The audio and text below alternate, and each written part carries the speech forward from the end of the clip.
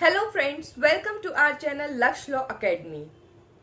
Friends, आज के इस वीडियो में मैं आपके लिए एक बहुत ही इंपॉर्टेंट इन्फॉर्मेशन लेकर आई हूं और वो इन्फॉर्मेशन रिलेटेड है एमपीएडीपीओ से। एमपीपीएससी ने अपनी ऑफिशियल वेबसाइट पर एमपीएडीपीओ का नया सिलेबस अपलोड किया है और आज इस वीडियो में मैं आपके साथ एमपीपीएससी की ऑफिशियल वेबसाइट पर जो नया सिलेबस और एग्जाम स्कीम उन्होंने डाली है उसके बारे में डिस्कशन करने वाली हूँ। तो वीडियो में लास्ट तक बने रहें क्योंकि बहुत सारे चेंजेस एमपीएडीपीओ के एग्जाम में हो चुके हैं। अभी तक जिस तरीके से हम प्रिपरेशन कर रहे हैं हमें भी अपनी प्रिपरेशन स्ट्रेटजी में अब चेंज करना पड़ेगा क्योंकि एमपीपीएससी ने अपना सिलेबस पूरी तरीके से चेंज कर दिया है। अभी तक लास्ट एग्जाम हुआ था एमपीएडीपीओ का, उसमें जीके पोर्शन नहीं आता था, लेकिन इस बार जीके पोर्शन जोड़ दिया गया है, नेगेटिव मार्किंग इंक्लूड हो गई है और भी कुछ चेंजेस हुए हैं स्कीम में, तो वो हम आज इस वीडियो में डिस्कस करेंगे। तो अभी सीपीसी की जो ऑनलाइन क्लासेस चल रही थी वो भी हमें बंद करना पड़ेंगी क्योंकि सीपीसी सिलेबस से हट चुका है और बहुत सारे नए माइनर एक्ट्स जुड़ चुके हैं। तो लास्ट तक इस वीडियो को जरूर देखें जिनको भी एमपीएडीपीओ का एग्जाम देना है। तो चलिए हम बिना टाइम वेस्ट किए हुए जो एमपीपीएससी ने अपना नया सिलेबस एमपीएडीपीओ का डाला है उसको जल्दी से देख लेते हैं कि क्या सिलेबस डाला है और किस तरीके से एग्जाम स्कीम उन्होंने कंडक्ट की है। एग्जाम डेट की बात रही कि एग्जाम कब तक होगा, तो उससे संबंधित कोई नोटिफिकेशन अभी नहीं आया है, लेकिन चूंकि एमपीपीएससी ने अपना एमपीएडीपीओ का न्यू सिलेबस डाल दिया है तो संभावना बहुत ज्यादा प्रबल है कि नोटिफिकेशन जल्द से जल्द आएगा। हो सकता है अगस्त के लास्ट तक नोटिफिकेशन आ जाए, तो आप लोग अपनी अपनी तैयारियां स्टार्ट कर दीजिए। और एक बात और कहना चाहूंगी कि सिलेबस देख के अपने हौसलों को तोड़ना मत, क्योंकि अगर आप हिम्मत पहले ही हार जाएंगे तो एग्जाम वैसे भी क्लियर नहीं होगा। क्योंकि मेरे साथ जो स्टूडेंट्स जुड़े हुए हैं उनको जब मैंने आज ये शेयर किया तो काफी बच्चों ने कहा कि मैम इसमें जीके जुड़ गया है, अब तो मैं ये एग्जाम क्लियर नहीं कर पाऊंगा या नहीं कर पाऊंगी। तो एक बात हमेशा याद रखना, मन के हारे हार है और मन के जीते जीत। तो अगर आपने पहले ही सोच लिया कि अब मुझसे नहीं होगा तो फिर वो होगा ही नहीं। तो प्लीज बिल्कुल भी ऐसा मत सोचिएगा कि होगा नहीं। इनफैक्ट मेरे हिसाब से तो बहुत अच्छा जो है सिलेबस डाला गया है। अब मैं आपके साथ सिलेबस डिस्कस करती हूँ तो आपको भी समझ में आ जाएगा कि आपको प्रिपरेशन करनी चाहिए या प्रिपरेशन नहीं करनी चाहिए। तो चलिए हम बिना टाइम वेस्ट किए हुए अपने सिलेबस की तरफ बढ़ते हैं जो नया सिलेबस एमपीपीएससी ने डाला है। मैं स्क्रीन शेयर कर देती हूँ आप लोगों के लिए ताकि आप लोगों को बहुत अच्छे से समझ में आ जाए सारी बातें। चलिए स्टार्ट करते हैं। ये देखिए फ्रेंड्स, ये मैंने आपके सामने स्क्रीन शेयर कर दी है एमपीपीएससी के ऑफिशियल वेबसाइट पर डाले गए परीक्षा योजना की स्क्रीन थी। ये एमपीपीएससी ने जो है परीक्षा योजना की स्कीम आपके लिए बताई है कि किस तरीके से एग्जामिनेशन इस बार वो कंडक्ट करने वाले हैं। तो एग्जामिनेशन को दो पार्ट्स में बांटा गया है। एग्जामिनेशन आपका दो पार्ट्स में होना है, पार्ट ए और पार्ट बी। पार्ट ए में मध्य प्रदेश राष्ट्रीय एवं अंतरराष्ट्रीय स्तर का सामान्य ज्ञान पूछा जाएगा 150 मार्क्स में, और विधि के क्वेश्चंस पूछे जाएंगे जो 300 मार्क्स के रहेंगे। 3 घंटे में ये आपका पेपर होगा प्रिलिमिनरी। तो ये जो है जो प्रिलिमिनरी का पेपर है आपका, ये इन्होंने दो पार्ट में डिवाइड कर दिया। पहले अभी तक इसमें जो है जीके नहीं पूछा जाता था, लास्ट एग्जाम तक जीके का पोर्शन नहीं था, लेकिन इस बार इन्होंने जीके कर दिया है। लास्ट ईयर ये जो एग्जाम था वो 300 मार्क्स का था, लेकिन दोनों में लॉ ही आते थे। दो पेपर तब भी होते थे, पार्ट ए पार्ट बी, लेकिन लॉ के ही होते थे। लेकिन अब पार्ट ए में जनरल नॉलेज पूछा जाना है जो मध्य प्रदेश का रहेगा। नेशनल और इंटरनेशनल इवेंट्स जो है वो रहेंगे आपके जनरल नॉलेज में। सेकंड पार्ट लॉ का रहेगा। जनरल नॉलेज के जो क्वेश्चन है वो 150 मार्क्स के रहेंगे। 150 क्वेश्चन नहीं है, ये 150 मार्क्स के रहेंगे। और लॉ के जो क्वेश्चन है वो 300 मार्क्स के रहेंगे। और ये जो प्रिलिमिनरी एग्जाम है वो 3 घंटे का होगा। मतलब इस प्रकार से देखा जाए तो आपका टोटल जो प्रिलिमिनरी का एग्जाम है वो 450 मार्क्स का आपका प्रिलिमिनरी का एग्जाम होगा। जो प्रिलिमिनरी क्वालिफाई कर लेगा उस कैंडिडेट को साक्षात्कार यानी इंटरव्यू के लिए बुलाया जाएगा।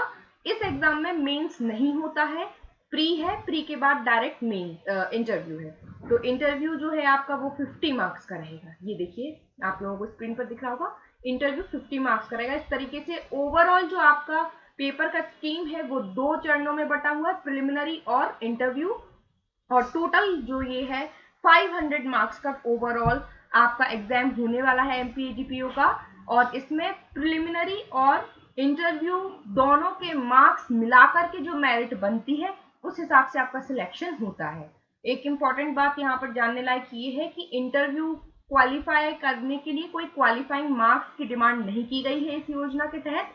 ये एक बहुत ही अच्छी बात है। मीन्स इंटरव्यू में आप कितने भी मार्क्स लाएं, कोई मिनिमम क्वालिफिकेशन नहीं है कि 50 में से आपको 10 तो लाना ही है या 5 तो लाना ही है। मीन्स यदि आपने प्री में ही 300 का, जैसे आपका 450 का आपका प्रिलिमिनरी एग्जाम है और 450 में से सपोज करिए कि आपने 445 या 1-2 मार्क्स छोड़ करके, मतलब पूरा आपने अच्छे से कर लिया है और आप इंटरव्यू में किसी कारणवश आप अच्छे से परफॉर्म नहीं कर पाए, आपको 2 मार्क्स या 5 मार्क्स मिले, तो भी कोई इफेक्ट नहीं पड़ेगा अगर आप प्रिलिमिनरी एग्जाम में अच्छा स्कोर कर लेते हैं। तो ये थोड़ा सा प्लस पॉइंट आपके लिए है, मिल गया है। आगे देखते हैं इसमें, आगे इसमें क्या बताया गया है। आगे इसमें परीक्षा योजना में और क्या क्या चीजें हैं वो देखिए, आपको डिटेल में डिस्कस इन्होंने कर दिया है। जो पेपर है आपका जीएस का और जीके का, उसमें क्या क्या पूछेंगे ये देखिए आपको सामने दिख रहा होगा स्क्रीन पर। इन्होंने कहा है खंड ए विषय जिसमें मध्य प्रदेश का सामान्य ज्ञान पूछा जाना है, तो उससे आएंगे आपको 35 क्वेश्चन।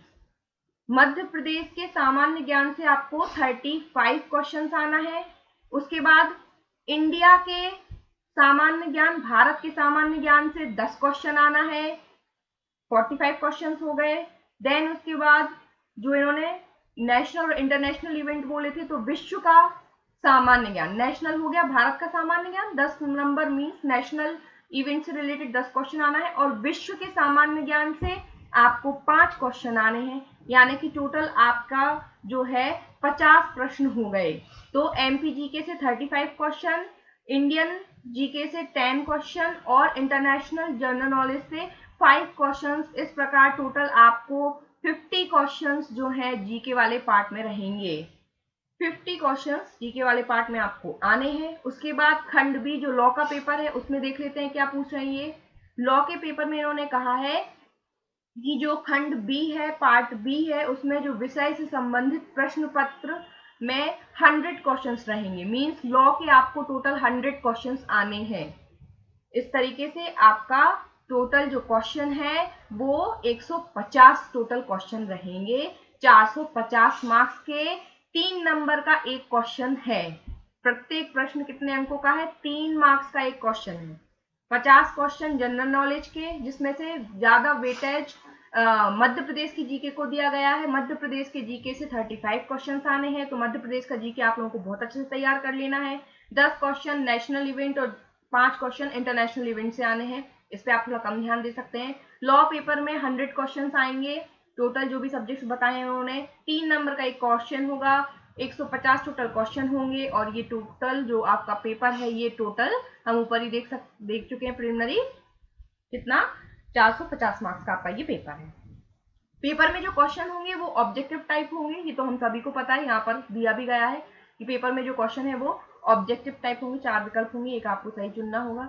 3 घंटे की अवधि जो है आपकी होगी, ऊपर ही बता दी है इन लोगों ने कि 3 घंटे के जो है आपसे पेपर रहेंगे। ये इन्होंने रिपीट करी है बात कि 50 प्रश्न वस्तुनिष्ठ प्रकार के होंगे, मतलब खंड आ में जीके के, और 100 प्रश्न होंगे विधि के। यहाँ पे जो इम्पोर्टेंट है वो ये है कि इसमें नेगेटिव मार्किंग है। इस बार नेगेटिव मार्किंग कर दी गई है। लास्ट ईयर तक जो एडीपीओ का एग्जाम होता था उसमें नेगेटिव मार्किंग नहीं थी। तो ऑनलाइन परीक्षा में ऋणात्मक मूल्यांकन 3R-W प्राप्तांक पद्धति से किया जाएगा। मीन्स 3 आंसर सही है, 1 गलत है, 1 नंबर काट रहे हैं ये आपका। मतलब आपने अगर इसका इन्होंने मतलब बताया कि प्रत्येक सही उत्तर के लिए 3 अंक प्रदाय किए जाएंगे। मतलब आपने अगर सही आंसर दिया है तो उसके लिए तो आपको 3 मार्क्स मिलेंगे, और जो आपने गलत उत्तर दे दिया है उसके लिए 1 नंबर काट लेंगे। मतलब जो आपने एक आंसर गलत दिया है उसके 3 नंबर तो जाएंगे, साथ में जो आप सही किए हैं आंसर उसका 1 नंबर एक आ जाएगा। तो बिल्कुल ध्यान से पेपर में ऑप्शन टिक करना है, नेगेटिव मार्किंग है, 1 नंबर आपका कटेगा। सही आंसर भी जो आप देकर आए उसमें से 1 नंबर कट जाएगा। ये जो है स्कीम थी आपके पेपर की, जो इन्होंने बता दी, और इन्होंने ये भी बता दिया कि पेपर जो है वो हिंदी और इंग्लिश दोनों भाषा में रहेगा। ये इन्होंने पहले क्लियर कर दिया, हिंदी और इंग्लिश दोनों भाषा में ये रहेगा। साक्षात्कार जो है, इंटरव्यू जो है वो ऊपर ही हम देख चुके हैं, इन्होंने फिर से बता दिया है कि इंटरव्यू जो है आपका 50 मार्क्स का होगा। साक्षात्कार हेतु कोई न्यूनतम उत्तीर्णांक निर्धारित नहीं है, मतलब इंटरव्यू के लिए कोई मिनिमम क्वालिफिकेशन नहीं मांगी इन्होंने ये नहीं कहा है कि आपको अगर इंटरव्यू क्लियरिफाई करना है तो 50 में से 10 मार्क्स लाना होंगे, 5 मार्क्स लाना होंगे, उसकी कोई आवश्यकता नहीं है। अगर आप 50 में से एक भी मार्क्स नहीं भी ला पाए तो भी कोई फर्क नहीं पड़ रहा है। अगर आपने प्रिलिमिनरी में ही इतने मार्क्स गेन कर लिए हैं कि आपको जरूरत नहीं है और मार्क्स की, तो फिर कोई दिक्कत वाली बात है ही नहीं। चलिए आगे बढ़ते हैं हम। नेक्स्ट इसमें ऐसा कुछ खास नहीं था। चयन प्रक्रिया बताई है कि भाई कैसे कैसे जो है पेपर होगा, तो यहाँ पे आपके जानने लायक कुछ भी नहीं है इसमें। आप एक बार ऑफिशियल वेबसाइट पे भी जो है आप भी एक बार जाके ये नोटिफिकेशन अच्छे से पढ़ लें। यहाँ पर आपकी जानकारी लायक इस पेज पे कुछ नहीं है।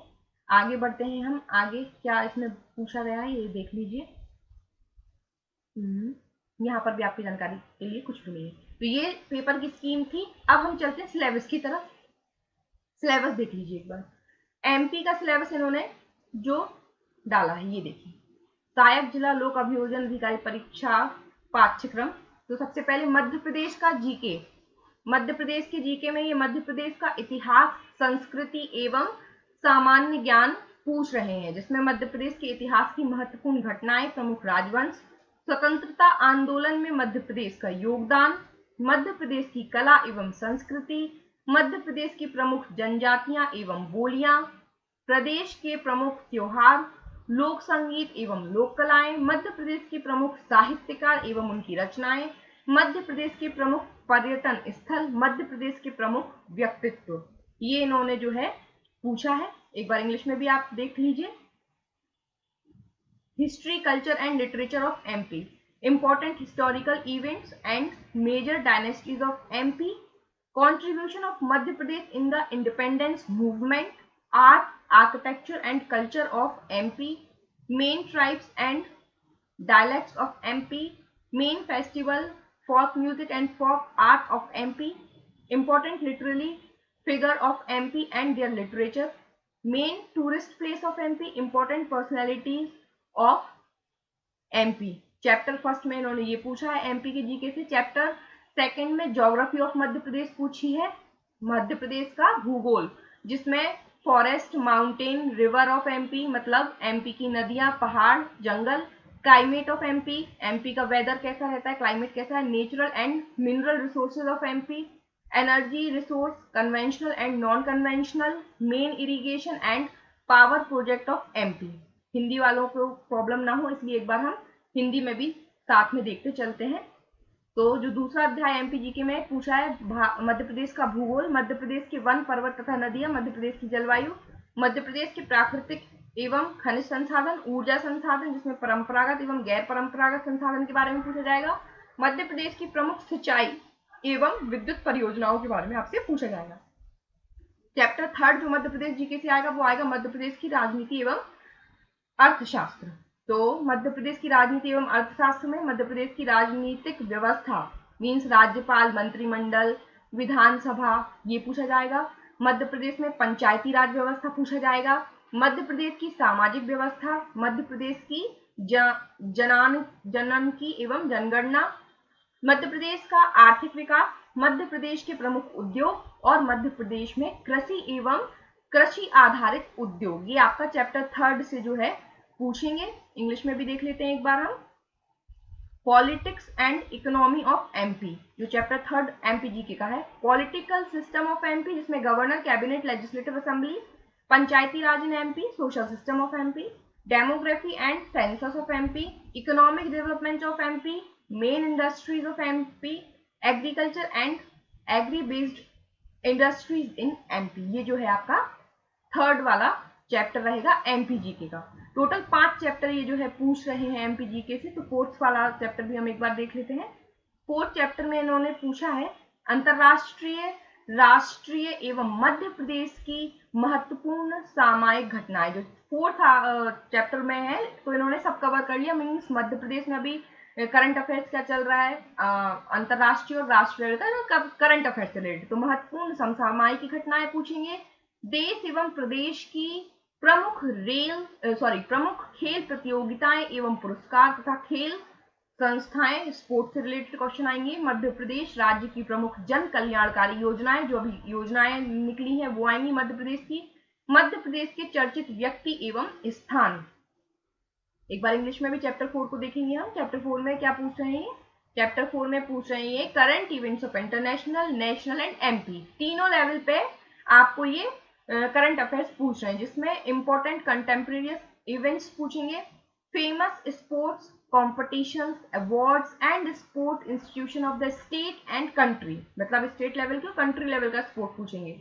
Welfare scheme of MP state, MP state के अंदर जितनी भी योजनाएं अभी चल रही हैं, रिसेंट में करंट में जारी होती जा रही है, वो सारी योजनाओं के बारे में पढ़ना है। फेमस पर्सनालिटीज एंड प्लेसेस, जो फेमस पर्सनालिटीज और प्लेसेस है इंडिया की, इंटरनेशनल लेवल की, ये सब कवर कर लेगा। लास्ट चैप्टर जीके का चैप्टर 5 है, वो है इंफॉर्मेशन एंड कम्युनिकेशन टेक्नोलॉजी। ये तो वैसे भी सब्जेक्ट रहता ही है, तो electronics, computers, information and communication technology, robotics, artificial intelligence and cyber security, e governance, internet and social networking site, e commerce. ये जो है चैप्टर आपका लास्ट वाला जो है, इसमें जीके वाले पोर्शन में इन्होंने ये चैप्टर पूछा है। हिंदी में देख लेते हैं हम फिफ्थ वाले चैप्टर में क्या पूछा है, सूचना एवं संचार प्रौद्योगिकी। तो इसमें आपका इलेक्ट्रॉनिक्स, कंप्यूटर, सूचना एवं संचार प्रौद्योगिकी, आईटी पढ़ेंगे, सब कवर हो जाएगा। Robotics, artificial intelligence and cyber security, इसके लिए भी ज्यादा कुछ परेशान होने की जरूरत नहीं, सिलेक्टेड मैटर है, कम है सिलेक्टेड है, बस उतना पढ़ लेंगे हो जाएगा। ई गवर्नेंस, इंटरनेट तथा सोशल नेटवर्किंग साइट्स और ई कॉमर्स। पढ़ने में आपको लग रहा होगा टफ है, लेकिन ये एक्चुअली में बहुत टफ टॉपिक्स नहीं है, बहुत इजी टॉपिक, बहुत सिलेक्टेड टॉपिक्स हैं। जब हम पढ़ेंगे तो आपको समझ में आ जाएगा। तो ये आपका जीके का पोर्शन जो है, जीके वाला पार्ट है, पार्ट ए में जितना सिलेबस है वो है। अब हम बढ़ते हैं लॉ के सिलेबस की तरफ कि लॉ का सिलेबस क्या है। ये देखिए, सबसे अच्छी बात, लॉ के सिलेबस में सिर्फ 3 मेजर एक्ट्स हमें पढ़ना है, बाकी सारे मेजर एक्ट्स हटा दिए गए हैं। सीपीसी नहीं पढ़ना है, कॉन्स्टिट्यूशन नहीं पढ़ना है, हटा दिया है। ट्रांसफर ऑफ प्रॉपर्टी एक्ट हटा दिया है, कॉन्ट्रैक्ट एक्ट हटा दिया है। आपको पढ़नी है सिर्फ आईपीसी। पार्ट 1 में आईपीसी और सीआरपीसी पूछेंगे। उसके बाद ये आपके माइनर एक्ट शुरू हो गए, motor vehicle act, protection of human right act, मानव अधिकार संरक्षण अधिनियम, इमोरल ट्रैफिक प्रिवेंशन एक्ट, अनैतिक व्यापार निवारण अधिनियम। ये तीनों एक्ट पिछले साल भी थे, अभी भी है, तो ऊपर से 1 से लेके 5 तक तो थे। आगे देखते हैं एविडेंस एक्ट। तो मेजर एक्ट में ये एविडेंस एक्ट, मतलब 3 मेजर एक्ट पढ़ने हैं, आईपीसी, सीआरपीसी और एविडेंस। बाकी जितने हैं वो सब आपके क्या है, माइनर एक्ट्स हैं। ये नया जोड़ दिया गया है एमपी एक्साइज एक्ट 1915, एमपी नहीं ये भी था, MP excise act, arms act 1959, आयुध शस्त्र अधिनियम 1959, ये भी लास्ट ईयर था।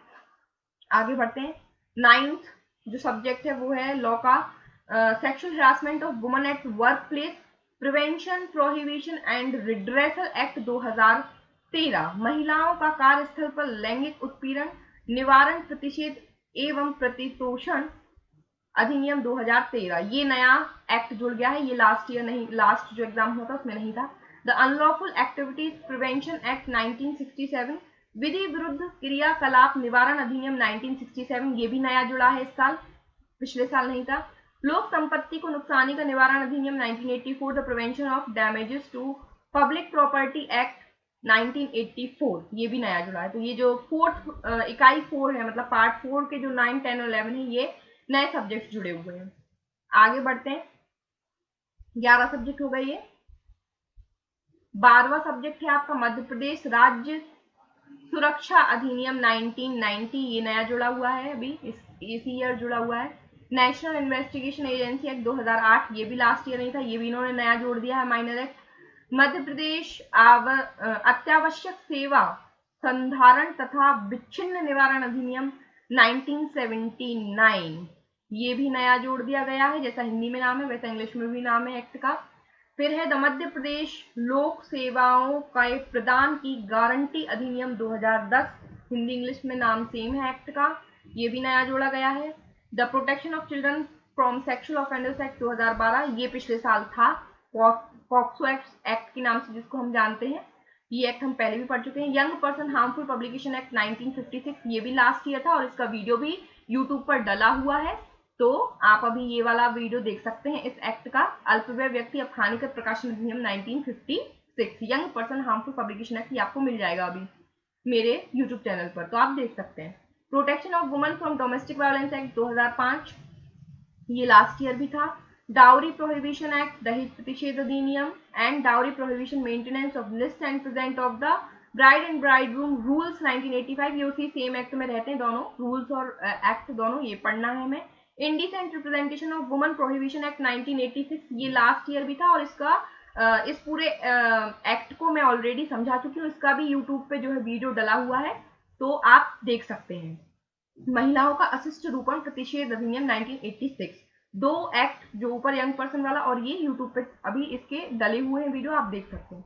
Right to information act 2005 RTI, ये भी लास्ट ईयर भी था। Narcotic drugs and psychotropic substance act 1985, मादक द्रव्य एवं मनोत्तेजक पदार्थ अधिनियम 1985, एनडीपीएस के नाम से जिसे हम जानते हैं, ये लास्ट एग्जाम में भी था। The preconception and prenatal diagnostic technique prohibition of sex selection act 1994, गर्भधारण पूर्व और प्रसव पूर्ण निदान तकनीक लिंग चयन प्रतिषेध अधिनियम 1994, ये एक्ट नया जोड़ दिया गया है क्योंकि इससे संबंधित अपराध बढ़ते जा रहे हैं, इसलिए आवश्यकता पड़ी है जोड़ने की इसको। आगे बढ़ते हैं। आगे 24 जो एक्ट है SC/ST एक्ट, ये ऑलरेडी पहले भी था। उसके बाद नेक्स्ट जो है prohibition of child marriage act 2006, ये भी था। इंफॉर्मेशन टेक्नोलॉजी एक्ट 2000, ये भी पहले था।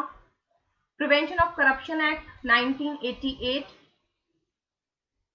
द मध्य प्रदेश विशेष न्यायालय अधिनियम 2011, ये अभी नया जोड़ा गया है। और juvenile justice care and protection act 2015, तो ये टोटल आपके 29 सब्जेक्ट्स लॉ के आपके एग्जाम में रहेंगे।